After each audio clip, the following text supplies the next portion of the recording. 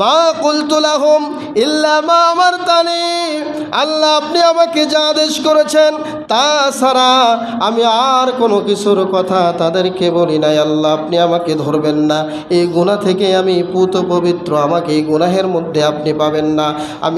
আমি আপনার পক্ষ থেকে যা বলেছি তা হলো আনি'বুদুল্লাহ রাব্বি ওয়া রাব্বাকুম, হে আমার কওমের লোকেরা, তোমরা একমাত্র আমার রব যিনি, তোমাদের রব যিনি আল্লাহ, ওই আল্লাহর ইবাদত করো, এই কথাই আমি বলেছি। ওয়া কুনতু আলাইহিম শাহিদাম মা দুমতু ফীহিম, আল্লাহ আমি তাদের মাঝে উপস্থিত ছিলাম, যতদিন পর্যন্ত আমি তাদের মাঝে উপস্থিত ছিলাম ততদিন পর্যন্ত আমি সাক্ষী দিতে পারি। এরপরে যখন আমাকে দুনিয়া থেকে তুলে নেওয়া হলো আসমানে, এরপরে তারা কি করেছে এটা তো আমি বলতে পারবো না। অতএব ফালাম্মা তাওয়াফাইতানি, অতঃপর যখন আপনি আমাকে মউত দিয়েছেন, কুনতা আনতার রাকিব আলাইহিম, আল্লাহ তুমি তাদের ব্যাপারে অনেক সূক্ষ্মদর্শী, আল্লাহ তুমি জানো কি করেছে তারা আমাকে নিয়ে, কি বাজে মন্তব্য করেছে।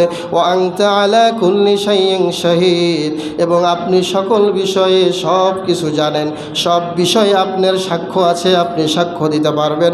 আমি কোশ্চিন কালেও তাদেরকে বলি নাই তোমরা আমাকে আর আমার মাকে তোমরা প্রভু বলে স্বীকার করে নাও, এইভাবে আমি কোনো দিন বলি নাই।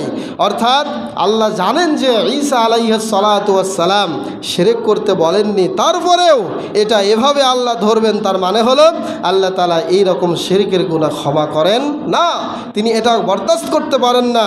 কিয়ামতের ভয়াবহতা যে কত বড় হবে এই আয়াত থেকে আমরা তা বুঝতে পারি।